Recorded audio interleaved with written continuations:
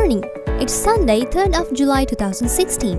This is Sylvia Shivamurthy and you're listening to the newspaper reviews on www.ardhavaneng.com. Let's now look at the paper highlights from today's newspapers. The top highlight in Sunday Times says, plan to grant license to limited number of Indian trawlers. The Sri Lanka government is considering a proposal to issue permits to a limited number of Indian trawlers in an attempt to minimize mass-scale illegal, unreported and unregulated fishing in sovereign seas by Tamil Nadu boats. However, the proposal, which has been floated by the Indian side several times in the past as a solution to IUU fishing by the fishermen, is likely to be resisted by officials, fisher associations, exporters and others on the Sri Lankan side. The highlight at the middle says, hospitals overflowing with dengue patients. With the dengue outbreak reaching epidemic proportion, hospitals in Colombo and other parts of the Western province are overflowing with patients as portrayed in yesterday's picture at the base hospital in the Kottatua new town. Emergency operations are being conducted by public health officials assisted by the security forces to ensure that dengue mosquito breeding places are cleaned up. Another highlight says, Madhu Shankar case, Maldivians can't question family here. The government has rejected a request from the Maldivian government for its detectives to question a Sri Lankan family. The move came on the advice of the Attorney General. This was on the grounds that Sri Lanka law does not allow any foreign investigators to question or record any statement from any citizen. And the highlight at the bottom says, CBSL crisis ends. Indrajit Kumaraswamy, new governor.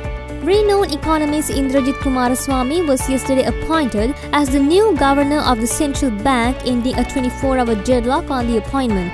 The president of his media spokesperson Dharmasiri Ekanayaka said the new governor would assume duties tomorrow. Let's now look at the paper highlights in Sunday Observer. The main highlight says, Kamet the man. Another highlight says, confusion over audit draft bill. Document yet to reach cabinet. The long overdue new audit draft bill that will give sweeping powers to the Auditor General to hold state officials accountable over fiscal matters has stopped short of reaching cabinet. The Auditor General Gamini Vijay Singh has said they were expecting the draft bill to be presented to cabinet this week, but due to some reason or other, it has been going back and forth for the past several weeks. The highlight at the middle says, upscale Bangladeshi cafe under siege. 2 Lankans in hospital, over 20 foreigners hacked to death. The 2 Sri Lankan hostages rescued from the upscale Bangladeshi cafe, which was under siege by heavily armed men on Friday night, have been admitted to a military hospital for treatment for severe trauma, the acting Sri Lankan High Commissioner in Bangladesh, Sesat Tambuvela, told the Sunday Observer. Speaking on the phone from the Bangladeshi capital Dhaka, the acting High Commissioner said the 2 Sri Lankans were businessmen who had been living in Bangladesh for some time. Their identities have been withheld for security reasons. They are under severe trauma after the tragic experience, she said, adding that the Sri Lankan government was extremely grateful for the prompt action by the Bangladeshi forces to save the hostages. Another highlight says, joint opposition to launch broad-based national movement. The joint opposition will launch a broad-based national movement urging the people to rally against the government. It will be marked with a 4-day protest march that would commence on July 20th from Kandy and expected to reach Colombo on August 1st. The march, which will take the form of a national movement, will kick off opposite the Sri Dalada Maligawa Kandy on July 28th.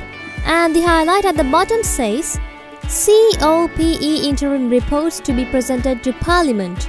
An interim report on 20 institutions which COPE investigated from January to April will be presented to Parliament as soon as it translated into all 3 languages, COPE Chairman Sunil Handuneti told the Sunday Observer.